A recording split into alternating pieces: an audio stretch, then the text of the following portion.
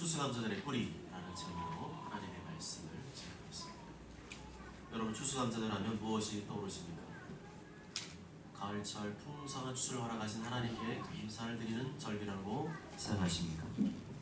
추수를 상징하는 갖가지 과일과 야채로 강단을 장식하는, 그리고 그 열매를 거두기 위해서 하나님께 감사하는 절기라고, 그리고 감사 예물을 드리는 절기라고 생각하십니까? 옳은 것입니다. 맞는 것입니다. 그렇지만 보다 근본적으로 추수감사절의 뿌리는 무엇이라고 생각하십니까? 성경이 말하는 진정한 추수감사절의 의미가 무엇이라고 생각하십니까? 추수감사절은 그 뿌리를 구약성경에서 찾아볼 수가 있습니다. 구약성경에 나타난 초막절 또는 수장절이 오늘날 우리가 지키고 있는 추수감사절의 성경적 뿌리인 것입니다. 무슨 절과 무슨 절이 추수감사절의 성경적 뿌리라고요? 초막절과 수장절. 다시 한번 따라해 보실까요? 초막절과 수장절. 초막절과 수장절. 초막절과 수장절. 초막절과 수장절. 초막절과 수장절. 초막절과 수장절은 오늘 설교 말씀이 계속 등장하기 때문에 꼭 기억하셔야 되는 단어입니다.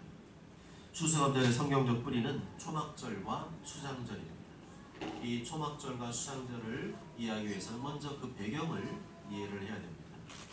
하나님께서 초막절을 출애굽 사건과 광야 생활을 기억하도록 하시기 위하여 초막절을 지키라고 하셨습니다.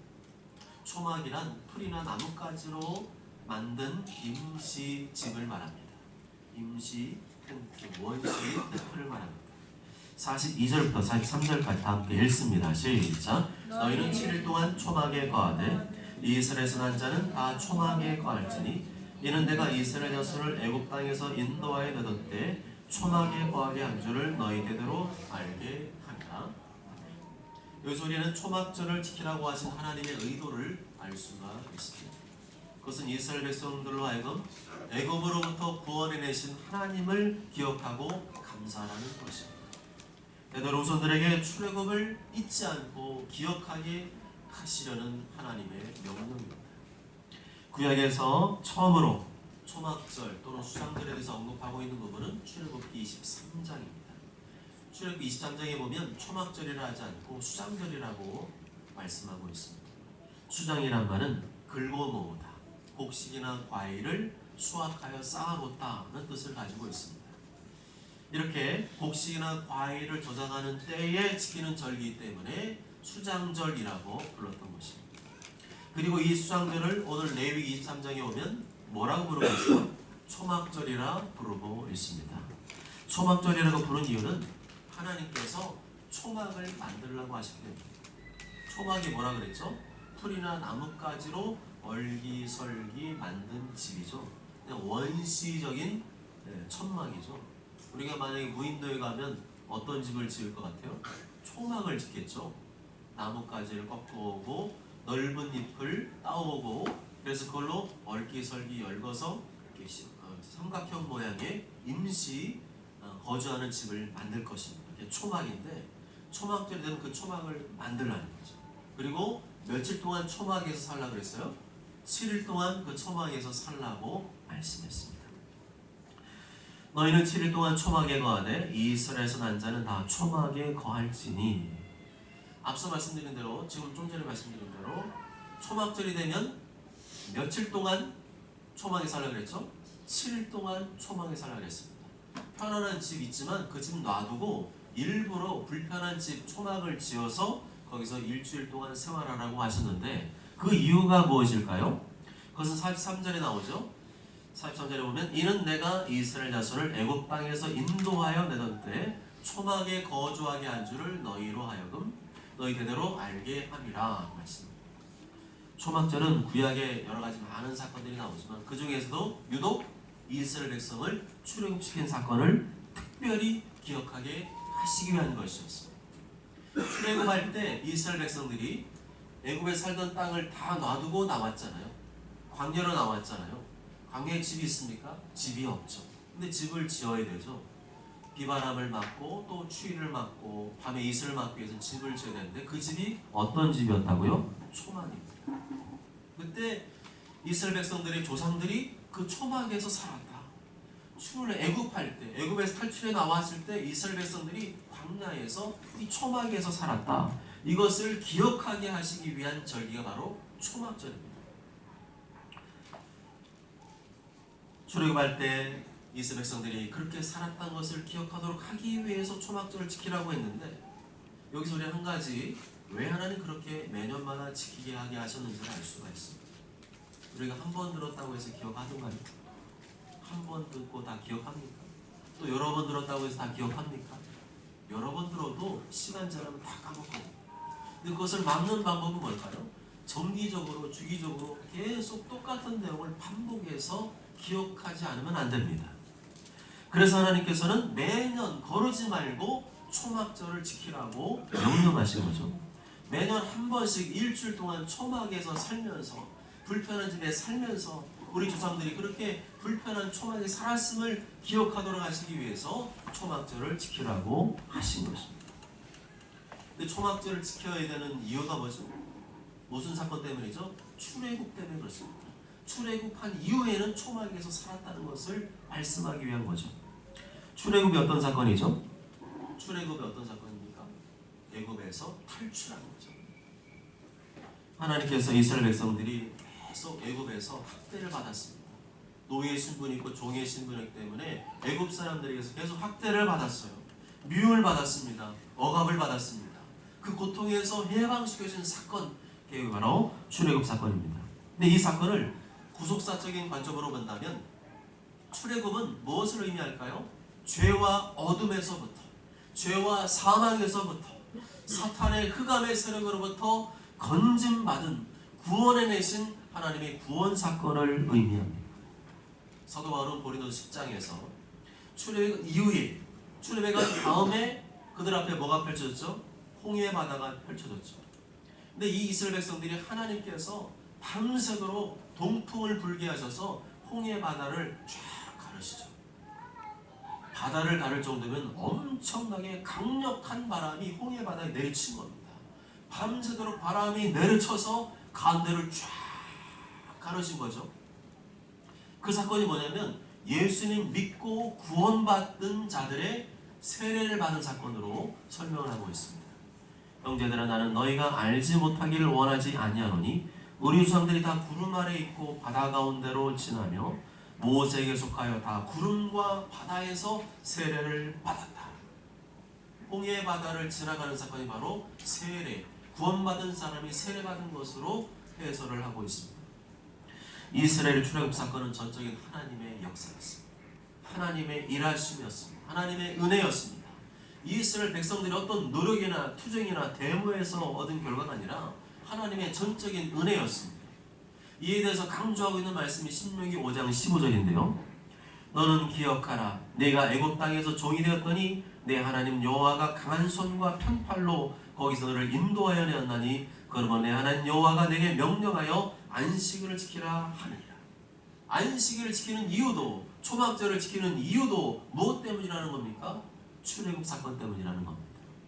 출애굽 사건은 너희들의 노력과 행위나 애씀으로 된 것이 아니라 전적인 하나님의 은혜와 능력으로 된 것임을 기억하며 지키라는 것입니다. 그렇습니다. 출애굽 사건은 전적인 하나님의 은혜와 능력으로 이루어진 사건입니다. 우리 그리스도인들이 구원받은 것도 전적인 하나님의 은혜와 능력으로 이루어진 일입니다. 우리는 다 죄인입니다. 하나님을 인정하지도 않고 믿지도 않던 죄인입니다. 하나님 알려고도 하지 않고 관심도 없던 죄인입니다. 도리어 하나님께서 미워하시고 싫어하시는 골라서 했던 영적으로 부패한 죄인들입니다. 그런 우리를 하나님께서 죄와 사망에서 건져주셨습니다. 예수 그리스도를 통해서 영원한 지옥의 멸망에서 건져주셨습니다. 로마서 8장 2절에 이는 그래서 예수 안에 있는 생명의 성령의 법이 죄와 사망의 법에서 너를 해방하였습니다. 그건 우리가 애쓰고 노력해서 싸워서 얻은 결과가 아닙니다. 우리의 행위로 얻은 결과가 아닙니다. 전적인 하나님의 은혜입니다. 예수님께 대신 우리의 모든 죄와 사망의 문제를 해결해 주셨습니다. 그래서 예수 안에 있는 속량으로 말미암아 하나님의 은혜로 값없이 의롭다 하심을 얻은 자 되었느니라. 아멘.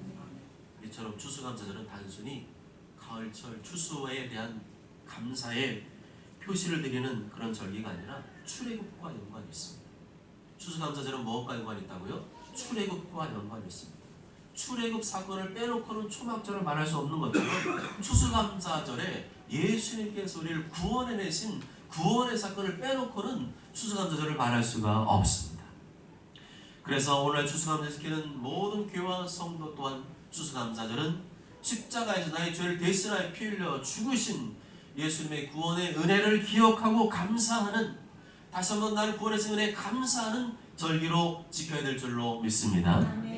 앞서 살펴본 대로 초막절 되면 어떻게 생활했다고요? 이스라엘 백성들이 매년 풀과 나뭇가지로 집을 지어서 거기서 일주일 동안 생활했다고 했죠. 그런데 이 초막절 행사가 끊어졌을까요? 아닙니다. 지금도 유대인들은 전세 곳곳에서 자기가 사는 곳에서 초막절을 지키고 있습니다. 유대인들은 지금도 초막절이 되면 나뭇가지 그 다음에 잎사귀를 꺾어다가 거기다 집을 짓고 초막에서 일주일 동안 살고 있어요. 유대인들은 지금도 초막절을 지키면서 조상들의 출애굽 사건과 광야 생활을 기억하고 있습니다. 그렇지만 조상들의 광야 생활을 살펴보면 기념할 만한 게 하나도 없습니다.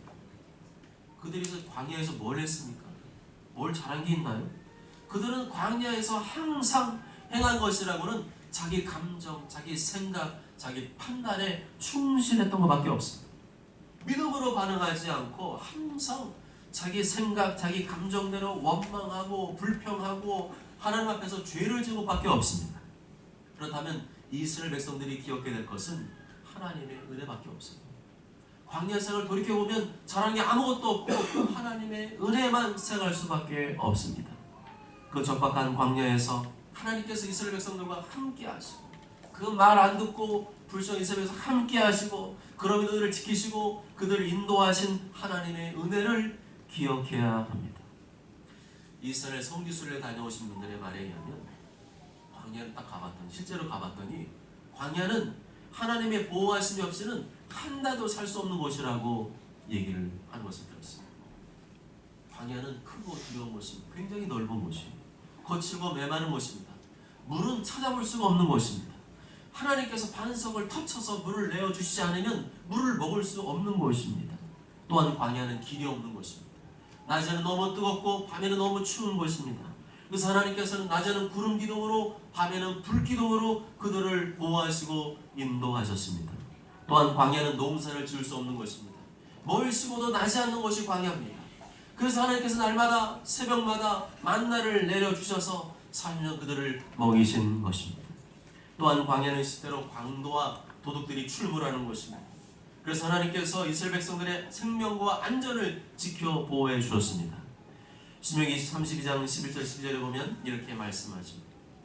마치 독수리가 자기의 보금자리를 어지럽게 하며 자기의 새끼 위에 너풀거리며 그의 날개를 펴서 새끼를 받으며 그의 날개 위에 것을 없는 것 같이 여호와께서 홀로 그를 인도하셨고 그와 함께한 다른 신이 없었더라. 아멘. 하나님께서 40년 동안 이스라엘 백성들을 돌보고 먹이고 입히지 않으셨다면 그들이 광야에서 40년 동안 죽지 않고 살아날 가능성은 제로였다는 거죠.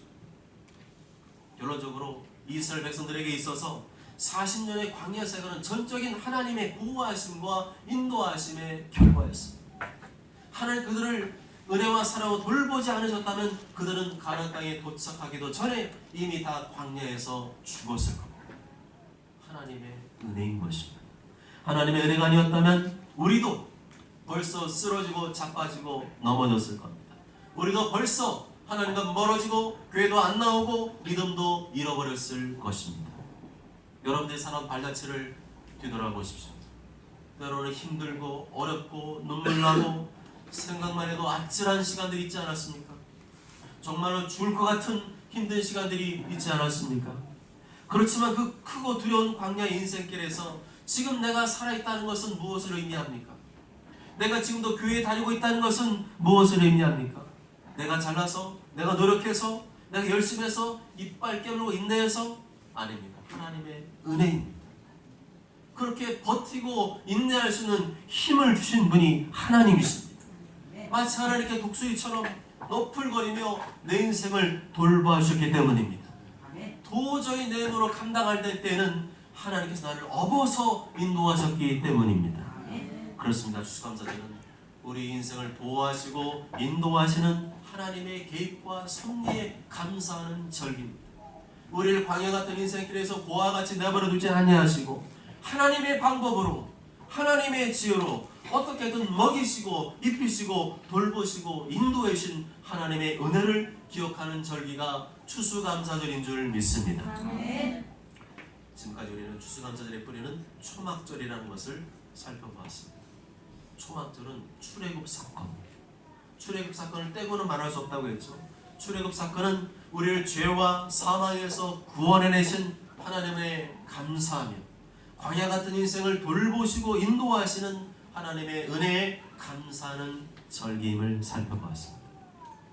중요한 것입니다. 이 두 가지 외에도 초막 그 자체가 영적인 의미, 상징적인 의미를 갖고 있습니다. 초막은 오랫동안 거주하는 집이 아니라 임시적으로 거주하는 집을 의미합니다. 이스라엘 백성들은 광야에 사는 동안 계속 이동하면서 초막에서 살았습니다. 한 번도 제대로 된 집에 산 적이 없어요. 한 번도 단단한 돌을 사용해서 견고한 집을 지은 적이 없습니다.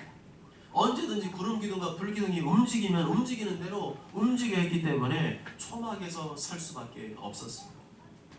출애굽 40장 36절 38절에 보면 구름이 성막 위에서 떠오를 때는 이스라엘 자손이 그 모든 행진하는 길에 앞으로 나아갔고 구름이 떠오르지 않을 때는 떠오른 날까지 나아가지 아니하였으며 낮에는 여호와의 구름이 성막 위에 있고 밤에는 불이 그 구름 가운데 있음을 이스라엘 온 족속이 그 모든 행진하는 길에서 그들 눈으로 보았더라. 이스라엘 백성들의 광야 생활은 약속의 땅 가나안 땅에 들어가기 위한 과정이 불과했습니다. 광야의 소망에 두고 광야의 뿌리를 내리고 광야에 영원히 살기 위한 것이 아니었습니다. 마찬가지로 우리가 살고 있는 이 세상은 광야와 같습니다. 광야 같은 이상의 소망을 두고 광야 같은 이상의 뿌리를 내리고 광야 같은 이상에서 영원히 살 것처럼 사는 성도가 있다면 그 사람은 지금 자신이 누구인지를 착각하고 있는 거죠. 우리 하나님의 자녀들은 저 영원한 하나님 나라에 들어가기 위해 잠시 이상의 초막을 짓고 살고 있는 것일 뿐입니다. 우리의 소망은 이 광야 같은 세상에서 초막을 짓고 사는 것이 아니라 저 영원한 하나님 나라에서 영광스럽게 사는 것입니다.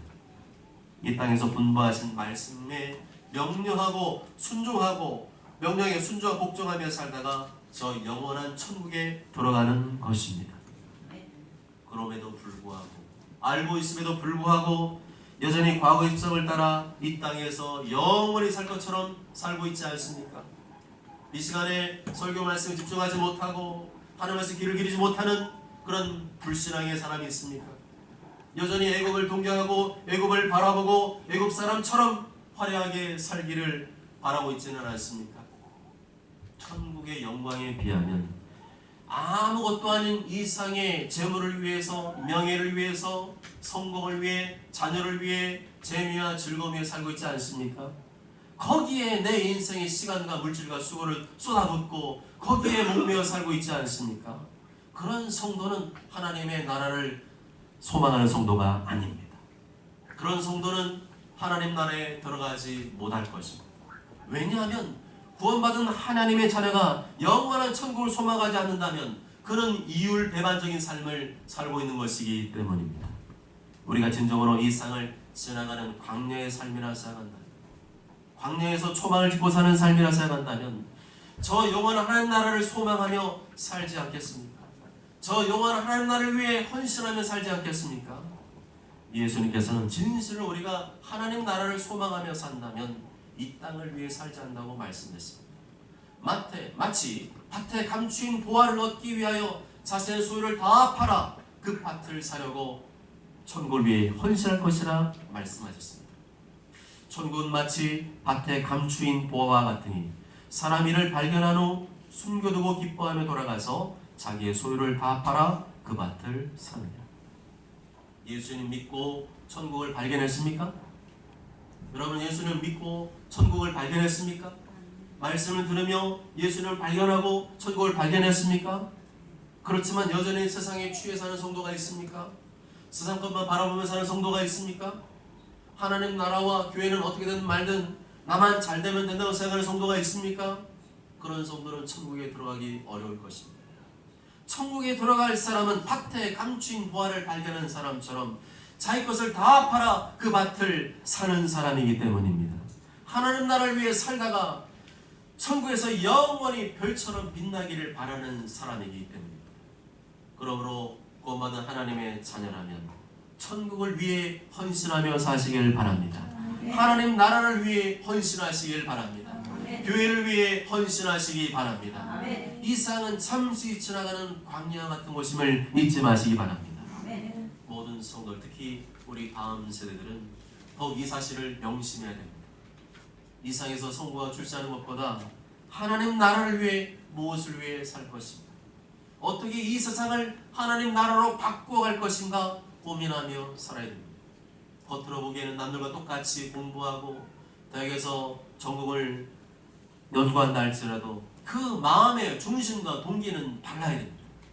이 땅에서 열심히 초막 짓고 살겠다는 정신으로 공부해서는 안 됩니다. 초막은 아무리 잘 지어봐야 초막입니다.